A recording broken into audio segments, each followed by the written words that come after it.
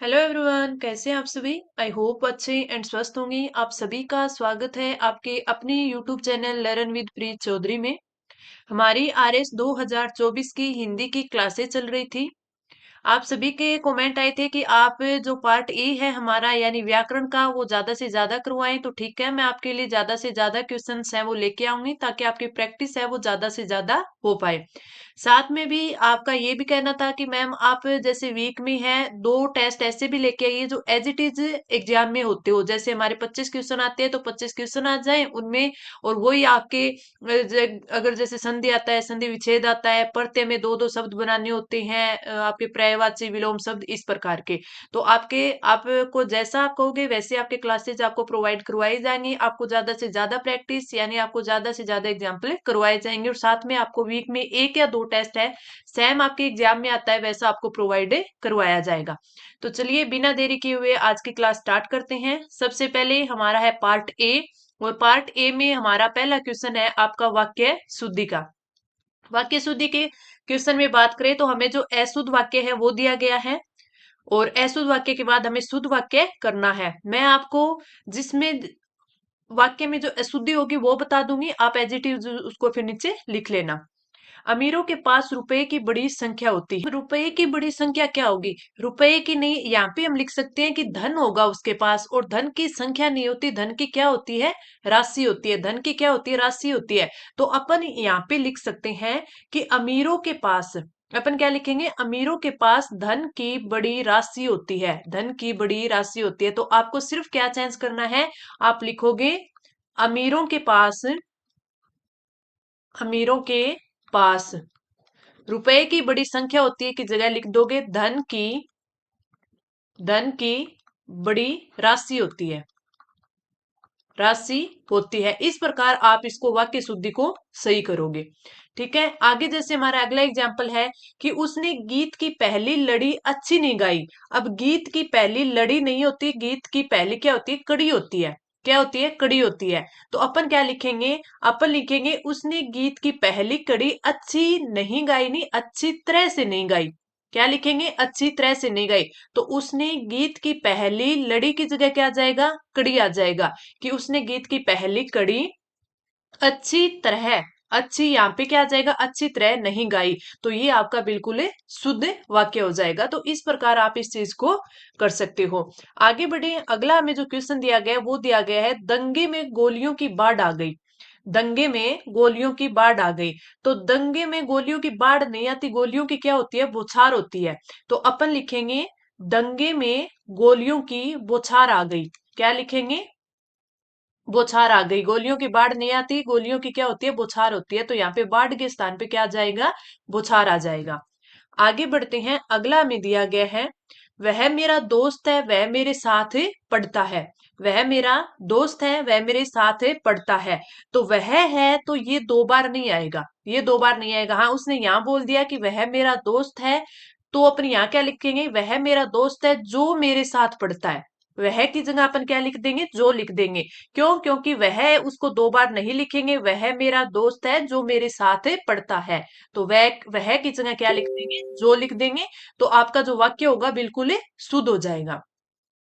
जिनने भी खाया है सराहा है। जिनने भी खाया है सराहा है। तो ये जिनने नहीं आएगा, यहाँ पे लिखा जाएगा जिसने। जिसने भी खाया है, खाया है, सराहा है। क्या किया है? उस चीज को सराहा है, तो सराहा है अपन इस प्रकार लिख देंगे। तो इसमें जिसने भी खाया है, यहाँ पे जिनने नहीं आएगा, जिसने भी खाया है। आगे बढ़े, अपना अगला दिया गया है वह स्कूटर जिसे मैंने कल खरीदा था वह आज बिक गया। वह आज बिक गया। तो वह स्कूटर आज बिक गया। पहले अपन ये लिखेंगे कि वह स्कूटर आज बिक गया जिसने मैंने कल खरीदा था, या फिर अपन लिखेंगे जिसे मैंने कल खरीदा था। तो अपन मैं आपको ये पूरा लिख के बता देती हूँ जिससे आपको अच्छे से समझ में आ जाए। तो आप लिखोगे वह स्कूटर, वह स्कूटर, वह स्कूटर आज बिक गया, आज बिक गया जिसे मैंने, जिसे मैंने, आगे यहाँ पे यहाँ लिख दूं मैं, कल खरीदा था। खरीदा था। तो इसमें जो आपकी कर्म वाले ये जो शुद्धि होती है वो भी आ जाती है, तो वो आप सही करोगे कि वह स्कूटर आज बिक गया जिसे मैंने कल खरीदा था। तो ये आपका बिल्कुल सही हो जाएगा, इसमें कर्म वाली शुद्धि भी है। आगे बढ़े, अपन को आगे दिया है यह सांगानेर में छपने के कारण सांगानेरी प्रिंट कहलाती है। यह सांगानेर में छपने के कारण सांगानेरी प्रिंट कहलाती है। इसको अपन क्या लिखेंगे? सांगानेर में छपने के कारण यह सांगानेरी प्रिंट कहलाती है। यह सांगानेर में नहीं आएगा, सांगानेर पहले आ जाएगा। क्या आ जाएगा? सांगानेर में छपने के कारण यह सांगानेर प्रिंट कहलाती है। कारण यह सांगानेरी सांगानेरी प्रिंट कहलाती है। तो यह शब्द है वो किसके लिए है? सांगानेरी प्रिंट के लिए है, तो इसको पहले यूज नहीं कर सकते अपन। यह सांगानेर सांगानेर के पहले यूज नहीं कर पाएंगे। क्यों? क्योंकि यह है, ये किसके लिए आया है? सांगानेरी प्रिंट के लिए आया है। तो अपन इसके पहले लिखेंगे, तो लिखेंगे सांगानेर में छपने के कारण यह सांगानेरी प्रिंट कहलाती है। आगे बढ़े, अपन को अगला जो वाक्य है वो दिया गया है, कमल यहाँ आया और बताया कि सब ठीक है। कमल यहाँ आया और बताया कि सब ठीक है, तो अपन यहाँ क्या लिखेंगे कि कमल यहाँ आया और उसने बताया कि सब ठीक है। कमल यहाँ आया और उसने बताया, तो इसमें ऐड क्या कर देंगे? उसने बताया। क्या करेंगे? उसने बताया कि सब ठीक है, तो यहाँ पर और के आगे ये ऐड होगा, कमल यहाँ आया और उसने बताया कि सब ठीक है। किसानों में रोष था इसलिए घेराव किया। किसानों में रोष था इसलिए घेराव किया, तो किसने घेराव किया? तो अपन यहाँ क्या लिखेंगे? किसानों में रोष था। किसानों में रोष था। रोष था इसलिए उन्होंने घेराव किया। इसलिए उन्होंने, किन्होंने? किसानों ने, उन्होंने घेराव किया। घेराव किया। ये बिल्कुल आपका शुद्ध वाक्य हो गया। आगे बढ़े, अगला अपना क्या है?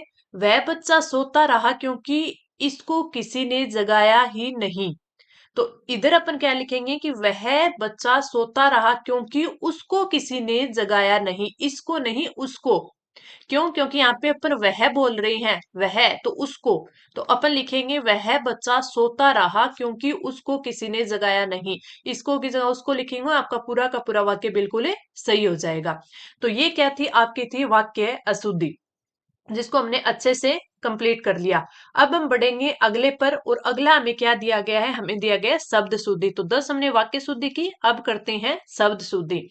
शब्द शुद्धि में पहले आपको यहाँ पे अशुद्ध है वो दिया हुआ होगा, और हमें क्या लिखना है? शुद्ध बनाना है। सबसे पहले यहाँ पे जो दिया हुआ है, यहाँ पे इसके नीचे मैं शुद्ध लिखूंगी, तो यहाँ पे लिख देती हूँ अस्तर। अस्तर है वो इस प्रकार नहीं लिखा जाता। अस्तर क्या होता है? अस्तर लिखा जाता है ये अस्तर। अध्ययन, अध्ययन नहीं होता, अध्ययन होता है। क्या होता है? अध्ययन। कई कई वर्ड तो ऐसे आएंगे हमें समझ में ही नहीं आएगा कि ये अध्ययन था। अध्ययन, हम तो कुछ और ही सोचेंगे, हम सोचेंगे नहीं कि ये अध्ययन के लिए बोल रहा है। अध्यक्ष, अध्यक्ष नहीं होता, क्या होता है? अध्यक्ष होता है। तो आपको जो प्रैक्टिस है वो सारी करनी चाहिए, इसलिए मैं आपके लिए इस प्रकार के भी एग्जाम्पल लेके आ रही हूँ, ताकि अगर ऐसे भी आपके लिए अशुद्धि आ जाए तो आप उसे आराम से अटेम्प्ट कर पाओ। अब ये अस्तर वाला तो चलो हम समझ जाते कि ये अस्तर इस प्रकार लिखा गया है, लेकिन जैसे अध्ययन, अध्ययन नहीं समझ पाते ना, इसलिए ऐसी भी प्रैक्टिस, अध्यक्ष, अध्यक्ष, अब ये भी समझ जाते, लेकिन ये थोड़ा सा डिफिकल्ट होता अपने लिए। अनर्थ, अनर्थ होता है वो किस प्रकार लिखा जाता है? जो आपका रे आता है वो ऊपर आता है, तो अनर्थ। अनर्थ इस प्रकार लिखेंगे, ए न और थ के ऊपर रे, अनर्थ। समर्थ, समर्थ भी समर्थ, रे ऊपर आएगा। इंद्रिया, ये हमने कल भी लिखा था, इंद्रिया में जो रे है वो कहाँ आता है? नीचे आता है, तो इंद्रिया। और इसमें रे की मात्रा ये इंद्रियां, इस प्रकार हमारा लिखा जाता है, ये सही होगा। जब भी आप शब्द शुद्धि करें तो कभी भी पढ़कर उसे नहीं करें, हमेशा लिख कर करें। अगर मैं आपको भी करवा रही हूँ तो आप जो मैं शब्द है वो लिख रही हूँ उस पर ध्यान दें, उस पर ध्यान दें। क्यों? क्योंकि जब हमारा खुद का लिखा हुआ होगा या फिर अच्छे से उसे देखा हुआ होगा तभी हमें याद रहेगा, लेकिन अगर हम पढ़ के याद करें ना तो वो हमें कभी याद नहीं रहेगा। उसे तो पढ़े ना पढ़े एक बराबर हो रहा है। उत्तीर्ण की बात करें तो उत्तीर्ण में आपके जो रै है वो क्या आ जाएगा? अणे के ऊपर आएगा, तो तय, तय के ऊपर याद आता है और आता है, तो उत्तीर्ण को अपने इस प्रकार लिखेंगे, उत्तीर्ण। ठीक है। अगला आता है उमर। उमर में भी आपके रै की गलती आ रही है, उमर, रै, रै आपका किसके? मैं के नीचे आएगा। धर्म। आज आपने एक चीज नोट की होगी, जितने भी मैं आपके लिए शब्द शुद्धि वाले ये जो शब्द लेके आई हूँ इसमें आपको ज्यादातर किसकी गलतियां दिख रही है? रै की दिख रही है, कि कहाँ रै है वो पैरों में आएगा, कहाँ रै है वो ऊपर आएगा, और कहाँ रै है वो पूरा लिखा जाएगा। तो इस चीज का भी आप ध्यान रखना। कर्म होता है, कर्म में भी रै कहाँ आता है? ऊपर आता है। अब बात करें मर्यादा की, तो मर्यादा अपन जब लिखते हैं तो मर्यादा में जो आपका रै है वो कहाँ आता है? य के ऊपर आता है, मर्यादा इस प्रकार लिखा जाता है, न की री होता है ये मर्यादा। प्रधान। प्रधान की बात करें तो प्रधान आपका ऐसे लिखा जाता है, प्रधान, पर धान, ये पैरों में आ गया। वर्त की बात करें या व्रत की बात करें तो ये क्या होता है? ये वर्त, जो उपवास वाला, तो ये पैरों में आता है, वर्त इस प्रकार लिखा जाता है। ठीक है। ये थोड़ा जो भी आप जिस चीज को पढ़ो आपको उसको अच्छे से देखो या फिर खुद लिख कर देखो, जिससे आपकी अच्छे से प्रैक्टिस हो, वो चीज आपके माइंड में रहे। बिक्री को अपन लिखते हैं तो बी, और कै के नीचे आपका रह आता है तो बिक्री, इस प्रकार लिखा जाएगा। अतिक्रमण की बात करें तो अतिक्रमण में भी जो आपका रह होता है वो कै के नीचे आता है, अतिक्रमण। तो आज की जितनी भी आपकी शब्द शुद्धि है वेरी इंपॉर्टेंट है, क्यों? क्योंकि इसमें सारे के सारे की रह की है, कि रह है वो कहाँ तो पैरों में आएगा, कहाँ है वो शब्द के ऊपर आएगा, और कहाँ है वो क्या आएगा? पूरा रहेगा। परिक्रमा को कै के पैरों में रह आएगा, परिक्रमा। सुर्ख की बात करें, जैसे बोल देते हैं ना ये तो पूरा लाल सुर्ख चीज है, तो वो वाला सुर्ख इसमें ख के ऊपर आएगा और ख के ये नुक्ता भी लगेगा, जिसको नुक्ता बोलते हैं ना, ख के नीचे यहाँ पे नुक्ता भी लगेगा। शुक्र की बात करें तो शुक्र है ये स पूरा, ऊ की मात्रा क के नीचे ये रह आएगा, शुक्र। आगे बढ़े, शुक्रिया। शुक्रिया लिखते हैं तो इसमें भी वही होगा कि आपके जो कै के नीचे है वो आएगा रे, शुक्रिया इस प्रकार है वो लिखा जाएगा। अगला चंद्रमा, तो चंद्रमा की बात करें तो चंद्रमा में च के ऊपर है वो बिंदी आएगी, दैत के पैरों में रह आएगा, चंद्रमा। तो ये मैंने आपको 20 है वो क्या करवा दिए? शब्द शुद्धि करवा दी। आई होप आपको अच्छे से समझ आई है। कुछ भी चीज समझ में नहीं आती है तो आप तुरंत कमेंट करके पूछ सकते हो। एक चीज और, अगर आपको क्लास अच्छी लग रही है तब आप लाइक कर सकते हैं, लेकिन अपने दोस्तों के साथ उसे ज्यादा से ज्यादा शेयर करना ताकि सभी बच्चों के पास ये क्लास पहुंच पाए। अगला जो हमारा क्वेश्चन है वो आता है विलोम शब्द का। इसमें हमें वो विलोम शब्द करेंगे। आपको एक साइड शब्द दिया गया है, इस साइड है अपन विलोम लिखेंगे। अथ का विलोम क्या होता है? इति। अथ का विलोम क्या होता है? इति। अभिज्ञ का क्या होता है? अनभिज्ञ। अभिज्ञ का क्या होता है? अनभिज्ञ। अनभिज्ञ। और अभिज्ञ कल हमने शब्द युगम में भी पढ़ा होगा, अगर आपको अच्छे से याद और आपने अच्छे से उसे याद उसी क्लास में किया है तो। अवनी का क्या होता है? अंबर। अवनी यानी धरती, पृथ्वी, और अवनी का विलोम है अंबर। अपेक्षा। अपेक्षा का क्या होता है? अपेक्षा का होता है उपेक्षा। अपेक्षा का क्या होगा? उपेक्षा। अमर का क्या हो गया? मर्त्य। अमर का क्या हो जाएगा? मर्त्य। अनिवार्य। अनिवार्य का क्या हो जाएगा? ऐच्छिक। कि कोई चीज अनिवार्य है, ये चीज ऐच्छिक है, कि करो तो ठीक, ना करो तो ठीक। अंतरंग। अंतरंग की बात करें तो इसका हो जाएगा बहिरंग। अंतरंग का क्या हो जाएगा? बहिरंग। अवकाश। अवकाश का क्या हो जाएगा? अनवकाश। अनवकाश, की छुट्टी नहीं है, अनवकाश। अनुरक्ति की बात करें तो अनुरक्ति का क्या हो जाएगा? विरक्ति। अनुरक्ति का क्या हो जाएगा? विरक्ति। विरक्ति।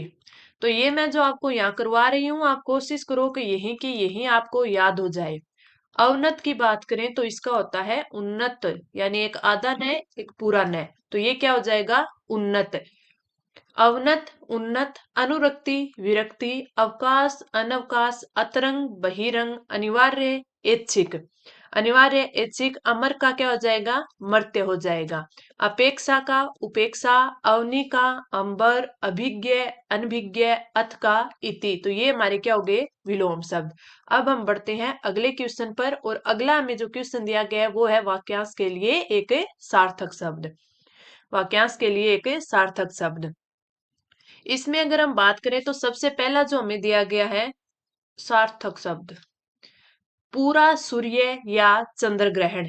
पूरा सूर्य या चंद्र ग्रहण को क्या कहते हैं, इसे बोलता है खग्रास।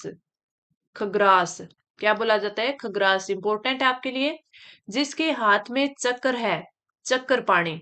जिसके हाथ में चक्र है, चक्कर पाणी। और इनको आप ध्यान से देखना, हो सकता है ये आपके शब्द शुद्धि में भी आ जाए। पूरा सूर्य या चंद्र ग्रहण है उसे बोला जाता है खग्रास। जिसके हाथ में चक्र है, चक्र पाणी। जिसकी चार भुजाएं हैं, चतुर्भुज। जिसकी चार भुजाएं हैं, चतुर्भुज। और चतुर्भुज आपके वाक्य शुद्धि में आया हुआ है, तो ये आपके लिए इंपॉर्टेंट है, ध्यान रखना चतुर्भुज किस प्रकार लिखा जाता है। जिसके चार पैर है, जिसके चार पैर है तो वो होता है चतुष्पद। वो क्या होता है, चतुष्पद। चतुष्पद चार पैरों वाला। ऐसा काव्य जिसमें गद्य पद्य का मिश्रण हो तो वो क्या कहलाता है, वो कहलाता है चंपू। वो क्या कहलाता है, चंपू। ऐसा काव्य जिसमें गद्य पद्य का मिश्रण हो तो वो कहलाता है चंपू। जो सदा दूसरों के दोष देखता है तो वो क्या होता है, वो होता है छिद्रान्वेषी। तो यहाँ पर लिखेंगे, ये लिखेंगे अपन छिद्रान्वेषी। छिद्रान्वेषी। मेरा भी लिखा हुआ अगर आपको कुछ समझ में नहीं आता है तो आप पूछ सकते हो कि आपने ये क्या लिख दिया, हमें समझ नहीं आया। अगला आता है तरने या पार होने का इच्छुक। तरने या पार होने का इच्छुक, तो वो क्या होता है, वो होता है तितीर्षु। क्या होता है, तितुर्षु। अगला आता है जो चोरी से माल को एक स्थान से दूसरे स्थान तक ले जाए, वो क्या होता है, वो होता है तस्कर। और ये शब्द हमने काफी बार सुना भी है, तस्कर की तस्करी कर रही है, वहां पे तस्कर है। जिसे समझना दुष्कर हो, जिसे समझना दुष्कर हो तो वो क्या होगा, दुर्बोध। दुर्बोध, दुर्बोध। जिसका दमन करना कठिन हो, जिसका दमन करना कठिन हो वो हो जाएगा दुर्दम। वो क्या हो जाएगा, दुर्दम। जिसे जीतना सरल न हो, जिसे जीतना सरल न हो तो वो क्या हो जाएगा, दुर्जय। जय यानी जीतना, दुर्जय। जिसे जीतना सरल न हो।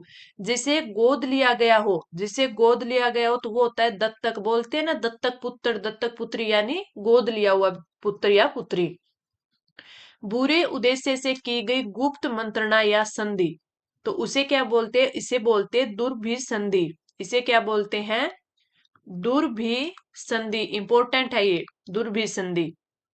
बुरे मन से या बुरे उद्देश्य से की गई संधि तो यह होगी दुर्भिसंधि। जिसे पार करना कठिन हो, जिसे पार करना कठिन हो वो हो जाएगा दुस्तर। वो क्या हो जाएगा, दुस्तर। आगे बढ़े, अगला है जिसका कोई आकार ना हो। जिसका कोई आकार ना हो तो वो क्या होता है, वो होता है निराकार। वो क्या होता है, निराकार, यानी उसका कोई भी आकार नहीं है। ईश्वर और वेद में आस्था न रखने वाला वो क्या होता है, नास्तिक। और कल मैंने बताया था ईश्वर और वेद में आस्था रखने वाला वो क्या होता है, आस्तिक। और नहीं रखने वाला नास्तिक। जो मांस नहीं खाता हो, जो मांस नहीं खाता हो वो होता है निरामिष। वो क्या होता है, निरामिष। और जो खाता हो वो सामिष। जिसमें ममत्व न हो, जिसमें ममत्व न हो वो होता है निर्मम। वो क्या होता है, निर्मम। जिसे उचित उत्तर या उपाय तत्काल सूझ जाए। जिसे उचित उत्तर या उपाय है वो तत्काल सूझ जाए वो क्या होता है, प्रत्युत उन्मत्ति। वो क्या होता है, प्रत्युत उन्मत्ति। अपन कैसे लिखेंगे इसको, प्रत्युत्पन्न मत या मति, सॉरी क्या हो गया, मति।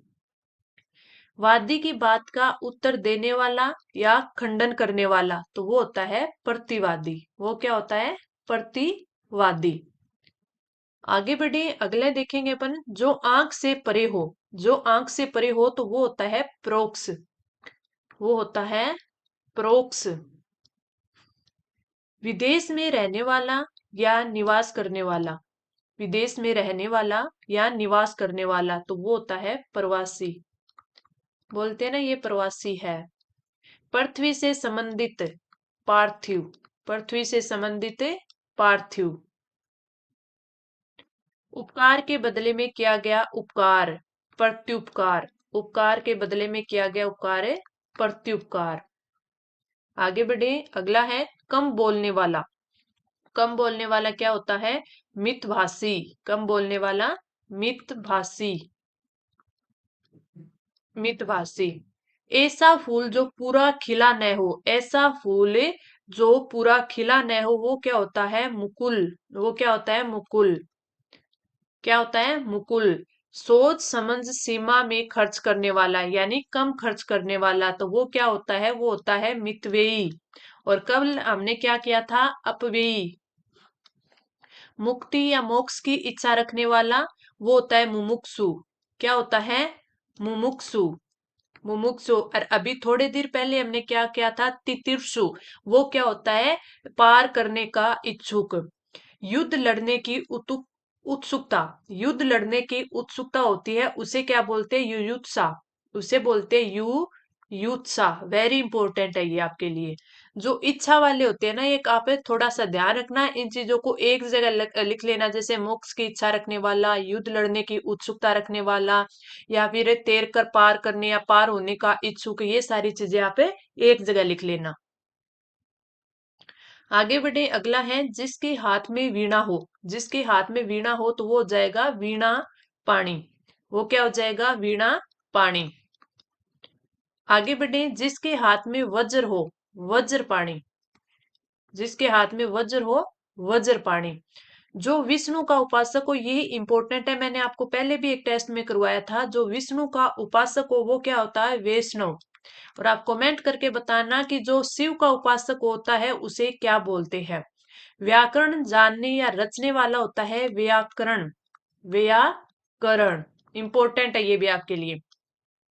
जो अपनी जगह से अलग कर दिया गया हो, जो अपनी जगह से विस्थापित, उसे क्या बोलते हैं? विस्थापित।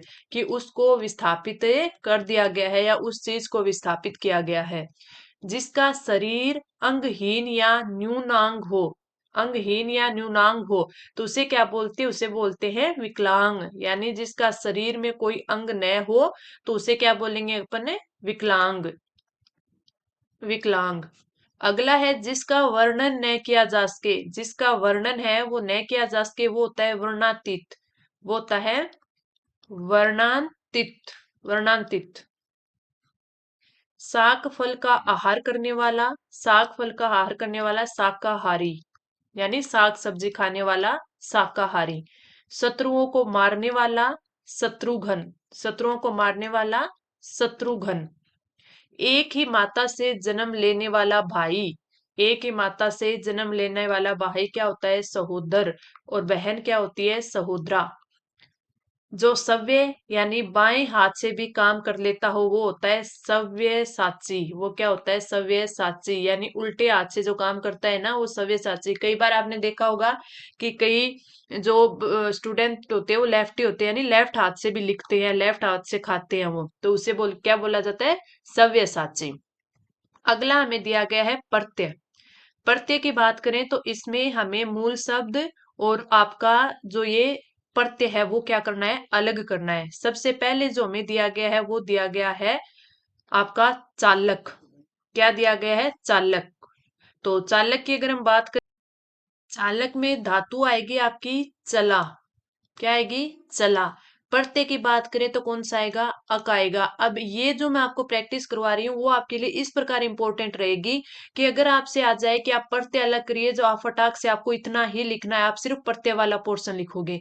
अगर आपके पास आ जाए कि आप इनमें से मूल शब्द और प्रत्यय अलग कीजिए, तो आप दोनों को फटाक से लिख पाओगे। तो आपकी प्रैक्टिस मैं दोनों की करवा देती हूँ, और जो वीक में आपको एक या दो टेस्ट है सेम एज इट इज आपको एग्जाम जैसा करवाऊंगी, उसमें आपको जो लिखना होगा वो मैं आपको बता दूंगी। लेखक की बात करें तो इसमें लिख धातु होती है। कौन सी होती है? लिख धातु होती है। और इसमें अक प्रत्यय होता है। अक प्रत्यय होता है। गायक की बात करें तो इसमें गे प्लस अक। गे प्लस अक गायक। ठीक है। भुलक्कड़, भुलक्कड़ में भूल धातु होती है, भूल धातु, और इसमें अगर प्रत्यय की बात करें तो इसमें अक्कड़ प्रत्यय होता है। कौन सा? अक्कड़ प्रत्यय। भुजक्कड़ की बात करें तो इसमें जो धातु होती है वो होती है भुज, भुज धातु होती है, और इसमें प्रत्यय कौन सा होता है? अक्कड़ प्रत्यय होता है।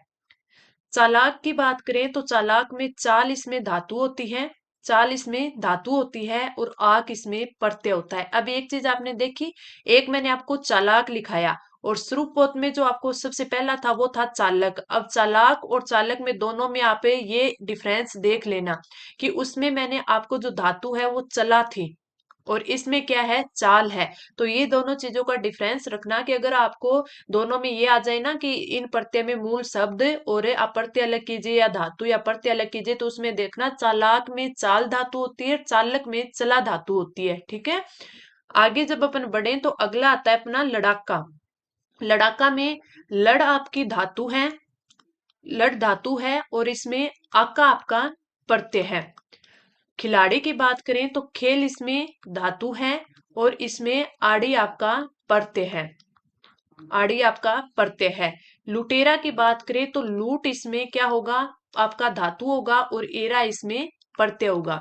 ये जो मैं आपको प्रत्यय इस प्रकार करवा रही हूँ, इसके लिए इसमें आपके दो तीन बेनिफिट है। एक तो आपको कि अगर है ना सीधा प्रत्यय वाला क्वेश्चन आएगा तो कंप्लीट हो जाएगा, धातु प्लस प्रत्यय वाला आएगा तो कंप्लीट हो जाएगा, और एक आपसे आएगा कि इस शब्द के दो दो प्रत्यय आप बनाइए, शब्द बनाइए इस प्रत्यय से, तो वो भी आपका कंप्लीट हो जाएगा। तो एक प्रैक्टिस से तीनों टाइप के क्वेश्चन आपके कंप्लीट हो जाएंगे। अगला आता है सपेरा। सपेरा की बात करें तो इसमें जो मूल धातु है वो आ जाएगी सांप, और एरा इसमें प्रत्यय आ जाएगा। बजेया की बात करें तो इसमें बज इसमें धातु होगी, और आपका अय्या, अय्या इसमें क्या होगा? आपका प्रत्यय आ जाएगा। श्रोता की बात करें तो आप श्रु लिख सकते हैं या फिर श्रो लिख सकते हैं, ये आपकी धातु होगी, और आपका ता इसमें प्रत्यय होगा। वक्ता की बात करें तो वच इसमें धातु होगी, और ता इसमें प्रत्यय होगा। इंपॉर्टेंट है दोनों के दोनों, श्रोता और वक्ता। आप अच्छे से इनको नोट डाउन कर लेना एक जगह, अगर आपने ऐसा कुछ पढ़ा नहीं है। अगर आपने ऐसे शब्द नहीं पढ़े या फिर ऐसा प्रत्यय नहीं पढ़ा है कोई भी, तो आप उस शब्द को अपने जहां जिस बुक से आप प्रत्यय पढ़ते हैं तो उसके ऊपर जो जगह होती है वहां पे नोट डाउन कर लेना। ठीक है। ये जो ऐसे इस ये जो आपकी जगह होती है ना उसकी बुक की, वहां पे आप नोट डाउन कर लेना। राखनहार, राखनहार की बात करें तो रख, रख मूल धातु होती है रख, यानी राखन, राखन, रख। ठीक है।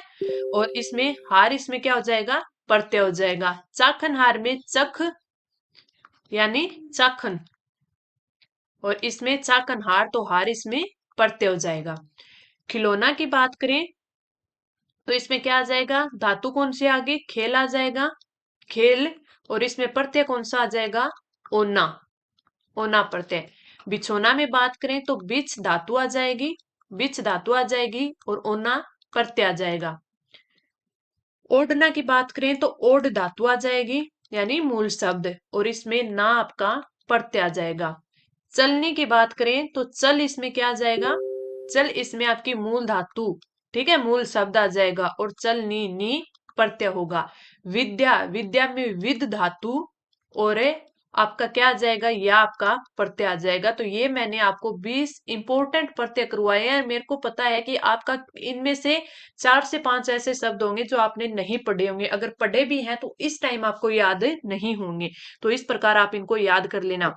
कोशिश करो कि इसी क्लास में आपको सब कुछ याद हो जाए। फिर भी अगर याद नहीं होता है तो आपसे शाम को, जैसे अभी ये क्लास ली तो शाम को एक 10 मिनट का इसका रिवीजन ले लेना, ताकि आपकी प्रैक्टिस है वो अच्छे से हो जाए। अब हम चलते हैं हमारे पार्ट बी पर। पार्ट बी की बात करें तो कल मैंने आपको आंसर राइटिंग के लिए सब जो आपको क्वेश्चन दिया था वो दिया था पलवन यानी भाव विस्तार का। भाव विस्तार में आपको एक कथन दिया था, चंदन की चुटकी भली गाड़ी भराना काठ। अब एक स्टूडेंट का कमेंट था कि मैम जैसे ये भाव विस्तार या पलवन करते हैं तो इसमें लाइन का पता ही नहीं चलता, क्या होता है, क्या पूछा है, क्या हमें करना है, मतलब इनका अर्थ पता नहीं चलता। एक बात तो ये कि जो भी आप कमेंट करते हो तो मैं हर एक बच्चे का कमेंट देखती हूँ। कई ऐसे भी होते हैं जो मतलब वो बोलते हैं ना अनर्गल बातें लिख देते हैं, तो कुछ ऐसा भी लिख देते हैं, तो उनका मैं जवाब नहीं भी देती क्योंकि मुझे उनसे फर्क नहीं पड़ता। लेकिन जो बच्चे ढंग से क्वेश्चन पूछते हैं और अच्छा हाँ ऐसे होता है कि हाँ ये पढ़ने वाला है ढंग से पूछ रहा है, तो उसका मैं हर एक का रिप्लाई देती हूँ, वहां भी देती हूँ, यहाँ भी मैं उसका क्लास में जरूर उसका रिप्लाई करती हूँ, चाहे वहां उसके समझ में आया हो नहीं आया हो, लेकिन क्लास में उसका जरूर बताती हूँ। तो किसी भी बच्चे को अगर ये दिक्कत आ रही है कि जैसे हमें ये पता नहीं चल रहा है कि इसका क्या अर्थ होगा, तो आप एक चीज करो कि जो भी जैसे मैं करवा रही हूँ वो, या फिर आपको हिंदी की बुक से पढ़ने को मिल रहा है वो, आप उन चीजों को ध्यान से पढ़ो। जितनी ज्यादा प्रैक्टिस करोगे अपने आप आपको समझ में आ जाएगा। अब इसमें देखो आप, चंदन की चुटकी, तो अपन इतना तो पता चल गया कि चंदन है, उसकी चुटकी भली, भली मीन्स भला होता है। गाड़ी, यानी गाड़ी भरा ना काठ, काठ मतलब क्या होता है, लकड़ी होती है। गाड़ी भरी हुई यानी कोई बड़ी चीज भरी हुई, ट्रंक भरा हुआ, या फिर कोई और जैसे कि काफी सारा, गाड़ी भरा हुआ यानी काफी सारा। तो इसने ये बोल दिया कि चंदन की चुटकी बली, यानी चंदन की तो चुटकी बली है, और गाड़ी भराना काठ यानी गाड़ी भरा हुआ यानी बहुत ज्यादा काठ लकड़ी है वो भी बली नहीं है। ठीक है। तो इस चीज से हमें ये पता चल गया कि अगर कोई कम चीज है, अगर वो इंपॉर्टेंट है, वो अच्छी है, अच्छे गुणों वाली है, तो वो भी अच्छी है। लेकिन अगर कोई अच्छी चीज नहीं है, उसमें अवगुण ही अवगुण है, तो अगर वो ज्यादा मात्रा में होगी तो भी वो अच्छी नहीं होगी। तो इस प्रकार आप उस चीज को एक एक शब्द को जैसे करोगे ना कि हाँ इस शब्द का क्या मीनिंग होता है, इसका क्या होता है, इसका क्या होता है। अगर एक बार आपको अच्छे से समझ आ गया, ये प्रैक्टिस हो गई ना, तो फिर आप उसमें आप बहुत ज्यादा लिख सकते हो। तो सब तो कम है, आप ज्यादा भी लिख सकते हो। और उनमें ऐसी चीजें हैं वो ऐड करते जाओ जो कि आपको अच्छी लगे उसमें कि हाँ ये इससे रिलेटेड है। जैसे आज का ये जो हमारा भाव विस्तार है वो देखिए। चंदन अपनी सुगंध और शीतलता जैसे गुणों के कारण जाना जाता है।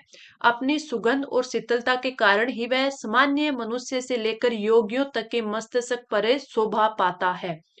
अपने इन्हीं गुणों के कारण ही थोड़े से चंदन का मूल्य भी गाड़ी भरे कास्ट से अधिक हो जाता है, यानी लकड़ी काठ बोलते हैं ना अपन, कास्ट वो वाला, जो कि केवल जलाने के कार्य में आता है। अब इसमें यहाँ पे इसने क्या दे दिया, पहले थोड़ी सी इसके बारे में बताई, इस लाइन के बारे में, फिर इसका अर्थ बता दिया। अब इसके बारे में आगे हमें और विस्तृत रूप से चर्चा करेंगे, कुछ एग्जाम्पल भी देंगे कि ये चीज क्यों होती है, किस लिए होनी चाहिए। मैंने आपको ये चीज बोली है कि जब भी आप भाव विस्तार पलवन लिखो तो सबसे पहले उस चीज के बारे में बताओ, या फिर शुरू की दो लाइनों में उसका अर्थ स्पष्ट कर दो, फिर उसके बारे में थोड़ा बताओ, फिर आगे उसकी जो विशेषता होती है या फिर उससे रिलेटेड जो अच्छी लाइनें होती है, बातें होती है, वो लिखा करो। इसमें ये चीज है, पहले दो लाइनों में इसके बारे में कुछ बता दिया, फिर इसका अर्थ लिख दिया। अब चंदन की बात करें तो चंदन है वो सुगंध भी देता है, शीतलता भी देता है, उसमें अच्छे अच्छे गुण है। अपने गुणों के कारण ही वो क्या करता है, हर एक मनुष्य जो सामान्य होता है उसके लिए और योगियों के लिए भी वो शोभा पाता है। गुणों के कारण ही थोड़ा सा चंदन होता है, वो भी उसका भी मूल्य होता है। लेकिन अगर कोई गाड़ी है वो काठ से भरी हुई है तो भी उसका मूल्य नहीं है, जो कि केवल जलाने के काम ही आएगी। तो इसी प्रकार ये बोला ना, इसी प्रकार गुणी मनुष्य भी अपने उदात्त चरित्र और आचरण से हर जगह सैकड़ों सामान्य लोगों के बीच में भी अपनी एक अलग पहचान रखता है। वह अपने गुणों की सुगंध और शीतलता हर जगह बिखेरता है। यानी जो गुणी व्यक्ति होगा उसका हर जगह उसकी बातें होंगी, और जो कोई ऐसा होगा कि नहीं उसकी उसको बोल दी या फिर उसका आचरण ही अच्छा नहीं होगा तो उसकी कहीं पे भी चर्चा नहीं होगी। इसी प्रकार चंद्रमा भी सैकड़ों तारों के बीच अपनी सुंदरता और शीतलता से अलग पहचाना जाता है। तो सही बात है, चंद्रमा में गुण है कि उसमें उसकी सुंदरता भी और शीतलता भी है। ज्यादा संख्या होना महत्वपूर्ण नहीं है, महत्वपूर्ण है गुणों का होना। यही बात मैंने ऊपर बताई थी ना कि जो इसमें बोला है कि चंदन की चुटकी भली, तो चुटकी यानी कम मात्रा में भी चंदन है वो भला है, लेकिन अगर काठ है वो ज्यादा मात्रा में है तो भी भला नहीं है। 5 पांडव 100 कौरवों से बेहतर थे क्योंकि पांडव धर्म के रास्ते पर थे जबकि कौरव है वो अधर्म के रास्ते पे। अब ये आपने जो 1.5 लाइन लिखी है ना वो वेरी इंपॉर्टेंट है। इससे आपको आधा नंबर तो है एक्स्ट्रा जरूर मिलेगा। क्यों? क्योंकि इसमें हमने अच्छी चीज लिख दी, हमने एग्जाम्पल के थ्रू बता दिया कि 5 पांडव थे वो बेहतर थे कौरवों से। हमारे निजी जीवन का मूल्यांकन भी हमारे कार्य की मात्रा से नहीं बल्कि हमारे कार्य की गुणवत्ता से होता है। इस संसार में लाखों करोड़ों मनुष्य जन्म लेते हैं, लेकिन इतिहास उन चंद लोगों को ही याद रखता है जिन्होंने चंदन की भांति अपने गुणों और कर्मों की सुगंध और शीतलता इस संसार में बिखेरी हो। ठीक है।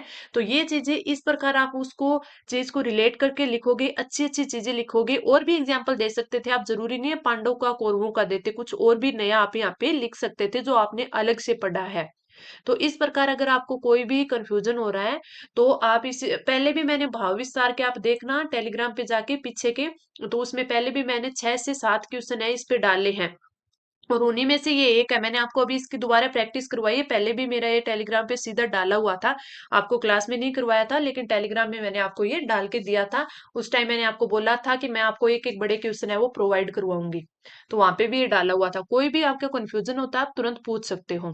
अब हम अगले क्वेश्चन पे बात करते हैं। अगला हमारा जो कल वाले टेस्ट का क्वेश्चन रहेगा, सचिव बाल अधिकार समिति टोंक की ओर से वार्षिक आम सभा की बैठक बाबत विज्ञप्ति जारी कीजिए। तो आपको एक विज्ञप्ति जारी करनी है, किसके, जो बाल अधिकार समिति टोंक में है उसके सचिव की ओर से, और वार्षिक आम सभा की बैठक के लिए आपको विज्ञप्ति जारी करनी है। तो आप इसके आंसर प्रैक्टिस करना, कोई भी कंफ्यूजन होता है तो आप तुरंत पूछ लेना। तो चलती है आज की क्लास यहीं पे हम खत्म करते हैं। आपको क्लास कैसी लगी कमेंट करके जरूर बताना, अच्छी लगी तो लाइक करना, चैनल को सब्सक्राइब करना और अपने दोस्तों के साथ शेयर जरूर करना। तो इस क्लास में इतना ही, धन्यवाद।